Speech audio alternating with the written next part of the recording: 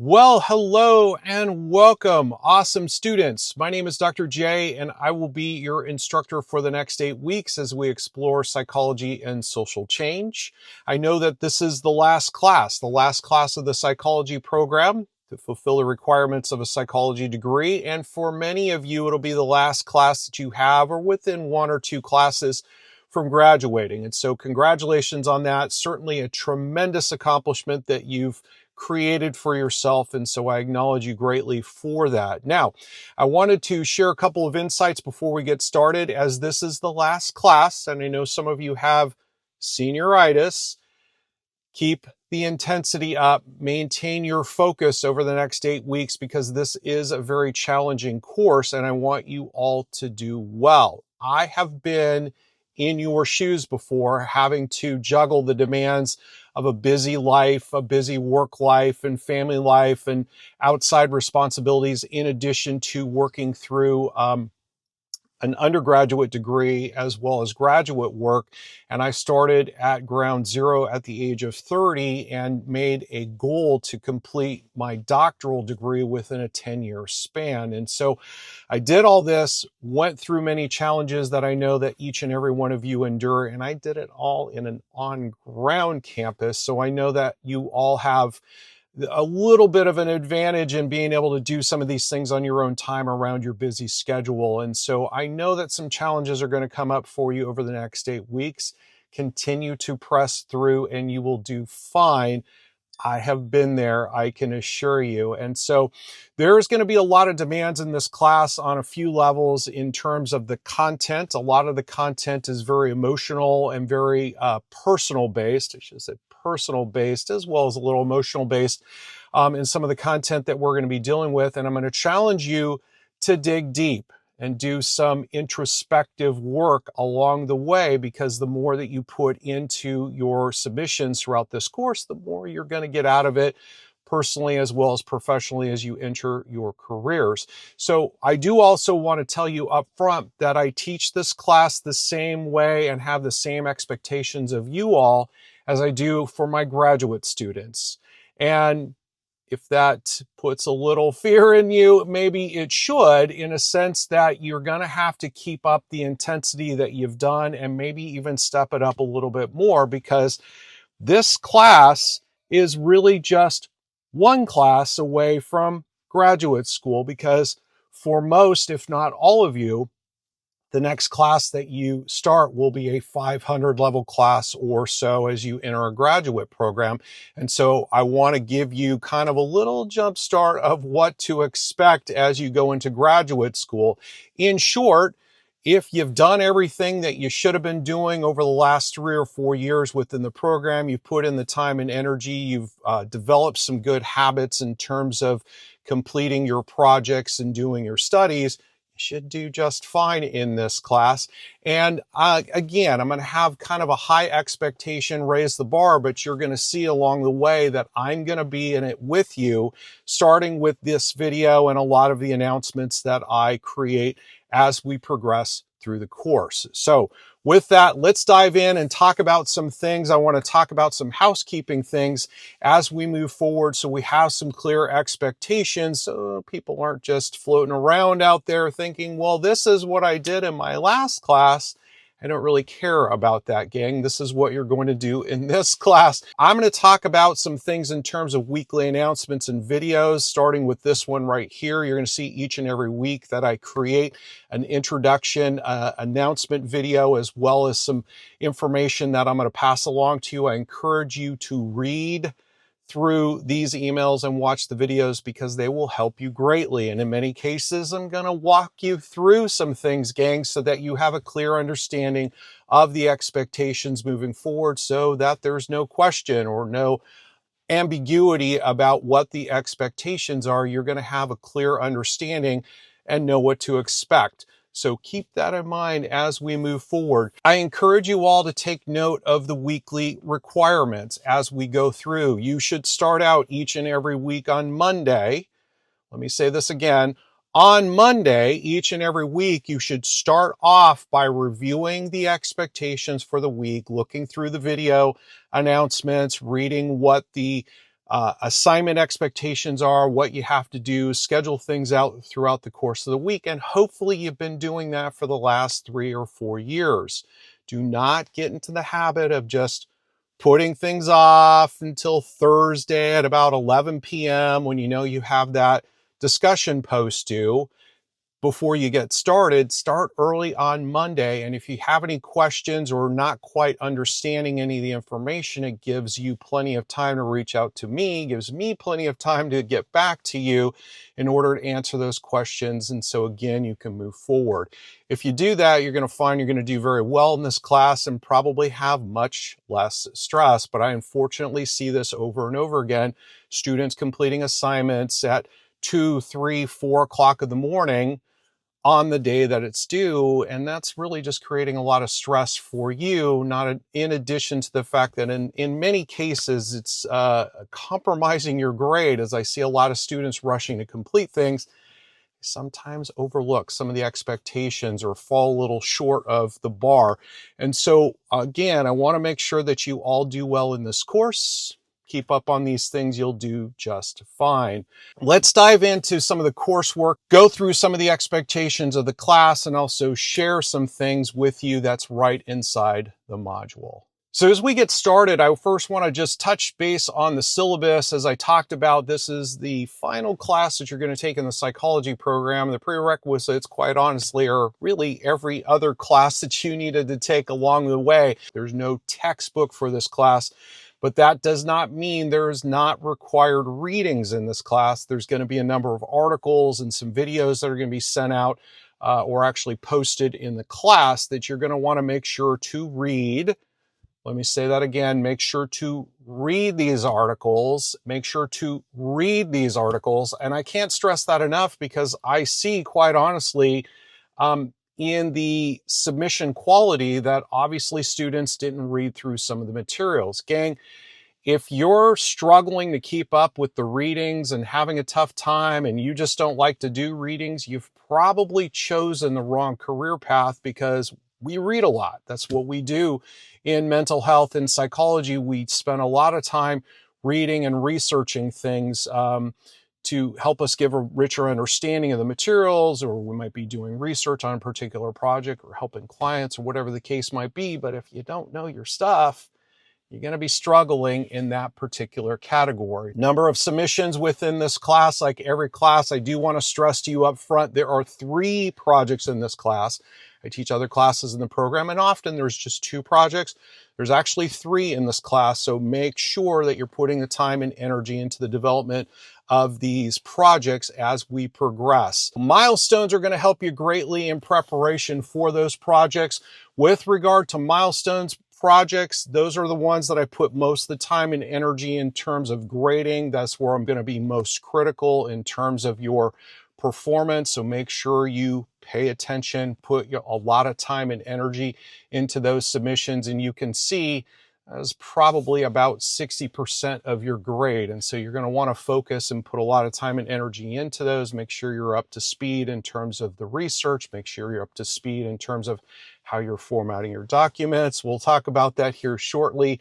The e-portfolio activities is something that we're going to do in week 7 and 8. And that's not a big deal, gang. I know some of you have done these in other classes, with the exception of, I cannot for the life of me understand how students have gotten all the way to the end of the program when I know for a fact, because I teach other courses where we do e-portfolio work, and all of a sudden they're a little bit lost on how to do an e-portfolio, or they're not sure how to share it. So if you're in that case right now, maybe you've never developed an e-portfolio, now's the time to do it, because there are 2 assignments. There's 1 in 7 and there's 1 in 8. And honestly, it's easy money. I say easy money because it's almost like free points. It doesn't take a lot of effort to put into the content per se, but you have to do a couple of things technically. So take the time now to learn how to do these things. It's going to make it nice and easy for you in the following 7 and 8 week transition as we get up there. So journal activities and the reflections are things that are going to be a little more personal based, and that's fine. Those will be things such as a video reflection. We're going to do one in each and every week where you're going to have an opportunity to watch a video and then reflect, provide some insights based on a couple of questions to address that. And there's just 3 discussions in this class, which can be looked at one of 2 ways. Some people might say, I don't like doing discussions, and this is great that we only have 3, but as you could probably anticipate, when we don't have a discussion, there is going to be another assignment. So again, there are some journal activities in a couple of those weeks when we don't have things or projects to do. So just because there's only 3 discussions doesn't mean it's going to be a lighter week. There's 1 or 2 weeks are a little bit lighter. You'll hear me talk about it in the announcements, but as I always stress, don't let go of the intensity, stay focused and work ahead when you have an opportunity on some of these lighter weeks instead of waiting and putting things off until the last minute.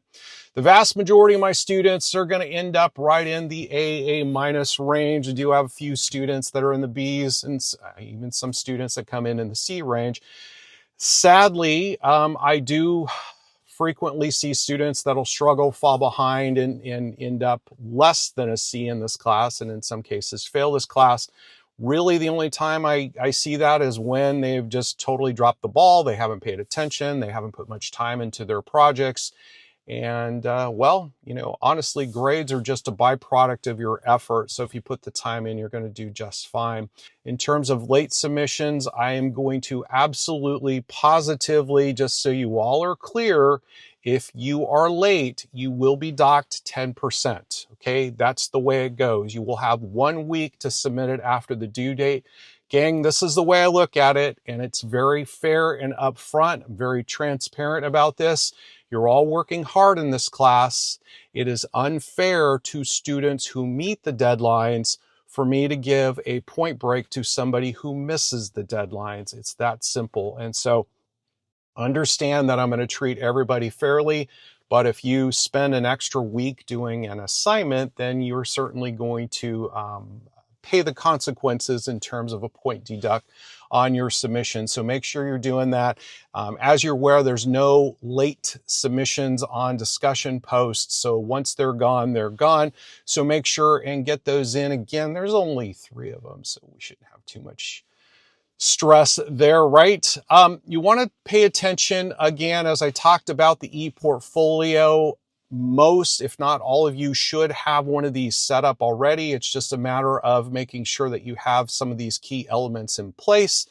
And again, 8 weeks from now, I should say 7 weeks from now, you'll have your first submission on this. So you have plenty of upfront notice to get help, assistance, support, and quite honestly, career services is really the best source to get some assistance on that. I'm going to talk briefly about research. If some of you are struggling with research, how to do research, make sure that you go through this information. And I bring this up because students are like, Dr. J, we've been doing research throughout the entire program. Well, I have an expectation that you're going to use primary and secondary resources throughout this class. There's a big distinction between some type of resource material and actual research, okay?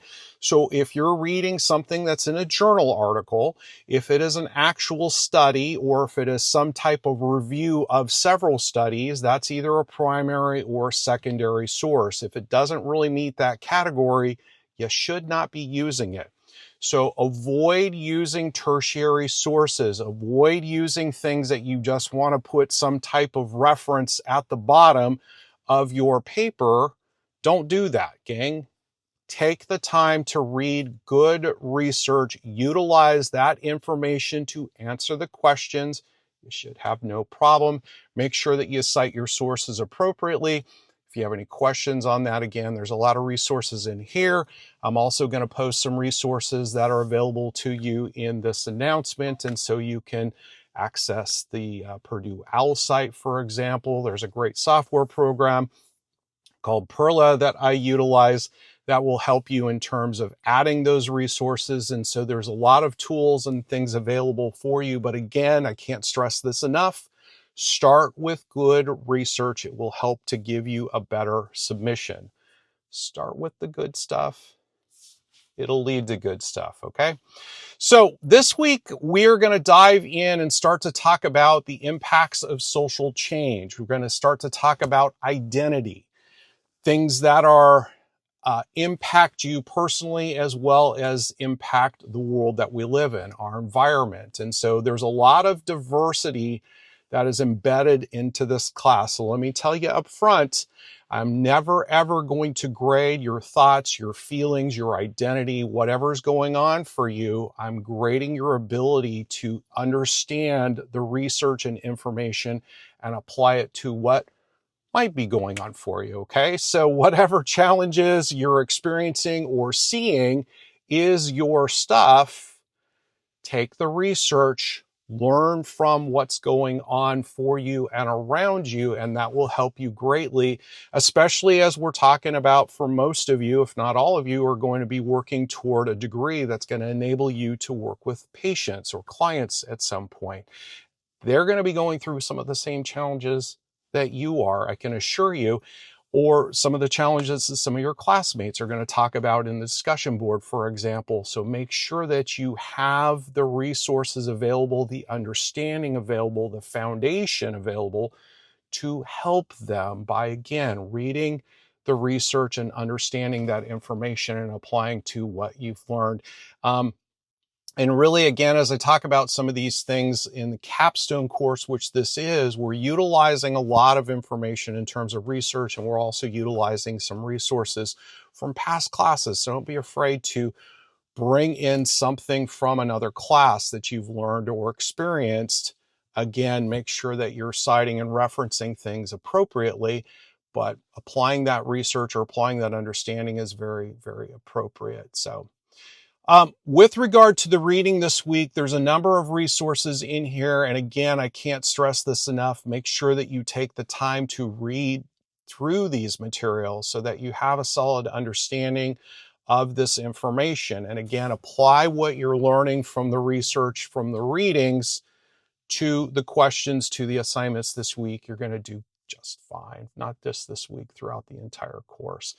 This week for the discussion post, you're going to first talk a little bit about you. You don't have to expand on this a great deal, but maybe a brief introduction of who you are.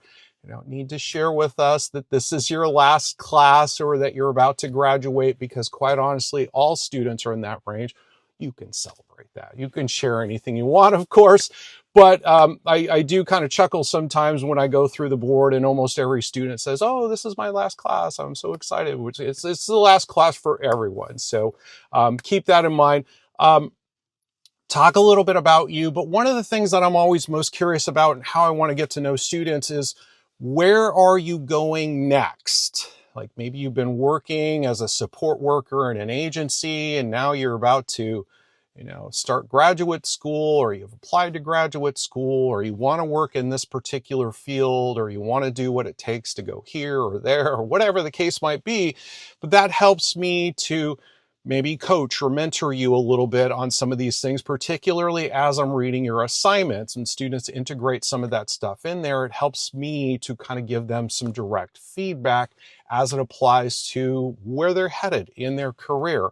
So when you see things in the discussion posts or in the assignments that talks about things in your own words, define identity and describe its relevance to social change agency, this doesn't mean off the top of your head just ramble on for a paragraph. Okay, take the time to do the readings and integrate some of that information will help you greatly. So again, I want to stress that you're going to see throughout this course, in a lot of cases, the questions are going to be very personal in nature. And you're going to be thinking, well, I don't have to use any research in that. That's not always the case. Now, again, maybe for some of the discussions or some of the reflections, not so much, a little personal in nature. I'll talk about the milestones and projects here in a moment. But again, make sure to integrate some of that information. It's not just about making stuff up off the top of your head, but rather integrating what you're learning and integrating that research into some of the things that you're talking about, reflecting on your psychology program and your experience, what you've learned thus far. And of course, we're going to integrate some of these things in terms of programmatic themes. Okay, so you pick one or two of these to talk about how social injustice might play into the factor, for example. Make sure that you participate on the discussion board early in the week. I strongly encourage you guys to do that. It's really great when students get on, they post their main post, maybe by Tuesday or Wednesday at the latest. You should always plan to complete everything at least one day in advance of deadlines. You never know, the problem's going to come up last minute in life. That way you're covered, you're taken care of, you're on the board, and your peers have an opportunity to reply to you. Also, along those lines, please don't wait until Sunday night at 11:57 p.m. to write your replies. Gang, do this stuff earlier in the week. Be proactive. The world is waiting for you to move ahead, gang, so just stay engaged. And you're going to find that you're going to be experiencing a lot less stress in your life if you complete these things earlier in the week, sooner as opposed to later. But I see this often. Sometimes students will post their main post Tuesday or Wednesday, then they'll wait till about 11:45 p.m. on Sunday night to do their replies. Then they're surprised when I penalize them a few points because they posted at the very last minute. Now remember, this is about participation, right? So if you participate and are engaged with some of the other students earlier in the week, you're going to get full credit for that. If you wait till the very last minute or slightly after midnight, you're posting your replies, that really doesn't help out the rest of the class. Post earlier in the week. Be engaged. And quite honestly, we all know that replies happen very quickly and they're accomplished very quickly. And so just get those done earlier in the week. You'll be happy you did. So let's talk about the milestone this week. And this is one that trips up a lot of students. And this is one that I say pay attention because these tips are going to help you out greatly. So for this activity, you are going to first, research and review 5 scholarly articles. Okay. Do not go to the internet and go on Google and type in some type of search query that says, give me 5 articles on social change, or give me some articles on this, or whatever your search queue is, or using AI to find these articles for you. Go to EBSCOhost, go into the campus library and start to look at social change or social change identity. Start looking at these types of things. Find some varying opinions on stuff. Again, research, primary research is best in this area. And read these articles, okay? Don't just read the abstract and say, oh, I got this, I'm going to answer the question, but actually take time to read the articles. By the way, the average college student is capable of reading about 20 pages an hour. So really, this is maybe a couple hours worth of research. Having that information will help you greatly. After you've read and kind of digested this information, you are going to create an annotated bibliography of the 5 articles. Now, for those of you who don't know what that means, an annotated bibliography is the reference, followed by about a paragraph summary of what the article is about. So again, if you read the article, you should have no problem writing a summary, probably in about 20 or 30 minutes, maybe even less. Maybe the annotated bibliography will probably take you about an hour and a half after you've read the articles.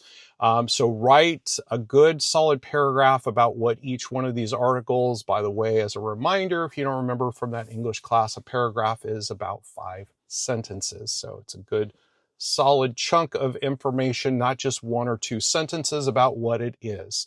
So make sure that you're doing that. And again, primary, secondary sources. Identify 3 themes that emerged from the researched definitions. And so you're kind of going in, reading these 5 articles. And if you remember from qualitative statistics, we're talking about 3 themes that emerged. If you read the 5 articles and 2 or 3 of them talked about something in particular, Obviously, that's a theme that's emerged. So talk about how that plays out and address that question. Describe which of the three themes you feel the greatest personal significance to you and why. Again, I found that this blah, blah, blah, blah, blah. Very easy. Again, if you're utilizing the research to answer the questions, it's going to be quite easy for you to integrate research. Describe which of the three themes you believe have the greatest societal significance and why, again, along the same lines. So address one of these things. You'll notice below, you're going to also address these two questions down here. Sometimes students overlook. There's two additional questions down here. Describe a theory of personal change that best reflects your character. Okay, and describe how social change initiative of your choice aligns with your personal ideals. And as it says, 4 to 5 sentences, so about one paragraph for each one of those. So gang, sometimes more is better than less. In psychology, we tend to expand our thoughts quite a bit. So if you're used to just writing 1 or 2 sentences, this is an opportunity for you to expand your thoughts and talk about some of these things in a little more depth. And some of you are going to hear me talk about that a lot. It's not about how many words that you have. It's about the depth of understanding that you've provided. I want to ensure that you have a solid understanding of the materials, not can just answer a quick question because you found the answer on Google. All right. Let's talk about video reflections. This is an opportunity for you to just watch a video, kind of get in touch with what the participant is talking about and how they address some of these concerns, some of these issues related to identity or advocacy or leadership or whatever the case might be. We're going to do this every single week. Now, give you a little precursor of what this is really leading up to. Not so much in this course, but in your next course. When you hear me talk about your next course, I'm talking about graduate school. You're going to do things such as vignettes, or you're going to look at a case study, or you're going to look at an opportunity where a patient or a mock patient is providing some type of information, and you're going to do a little bit of an analysis. That's essentially what we're doing here. You're going to watch this video. You're going to take a couple of notes and you're going to write, say, 3 or 4 sentences. By the way, it's just a general rule. Whenever you see a guideline in here that talks about 2 to 4 sentences, it's probably in your best interest to be on the 4-sentence range as opposed to the 2-sentence range. Students have a tendency to write less and then they only write 2 sentences. It's not going to serve you, so expand your thoughts. I'm going to expand on that here in just a moment, but as you talk about these things, address these 2 questions. This should not be a very difficult assignment for you to do, nor should it take you very much time. But I find that students get a lot out of it because you're going to be watching real people talk about real stuff and how it impacts them. Okay, just like we would with a patient. And so you have an opportunity to reflect on this information. Now, as I said, let me talk about the depth of your response here. I'll read you a question. Describe why authenticity is so critical to a leader's ability to affect positive social change. Students sometimes have a tendency to repeat the question in their response. And so they're going to talk about authenticity is critical to a leader's ability to affect positive change because this 2 or 3 other words. And then they create another short sentence after it. And they say, well, I've met the requirements because I wrote 2 sentences. If you spend one of your 2 sentences restating the question, you're not really providing much depth of understanding. Hopefully that makes sense. It's probably not the best example there. Describe which theory of personal change you believe is most applicable to the development. It's, again, if you start out by creating a long sentence that restates the question followed by 2 or 3 words that you came up with yourself, it doesn't provide much depth of understanding. So hopefully you're all following me on this. ePortfolio setup reminder is also talked about this week. Again, there's a lot of support resources. I can also tell you a little tidbit, by the way, and I don't care how you put these things together. There are tools built into Brightspace to help you to be able to do this. You can go that route, or you can set it up through Google Pages. I actually even have sometimes students create something in WordPress, which is the best, I think. but the pages that they set up inside Google are generally better, more robust, and they have more control over those. So if you've not done that, maybe take the opportunity. There's a lot of information on this page to help you do that. If I have some time this term, I keep thinking I'm going to create a support video for this, but it's always something that comes up, right?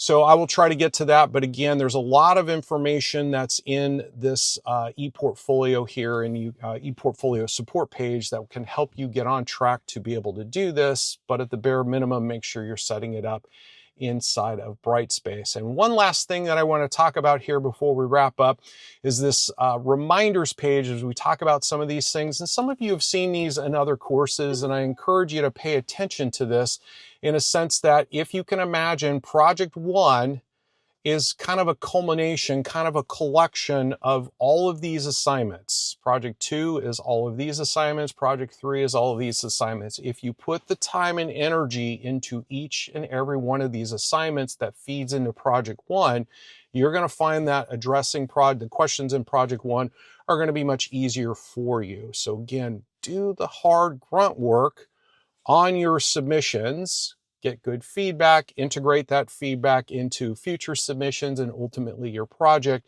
you'll do just fine. So with that, I hope that gives you a nice understanding of the expectations and what to anticipate for this first week as we dive into the class. I'm looking forward to engaging with you on the discussion board. By the way, I will reply to each and every student on the discussion board with a video.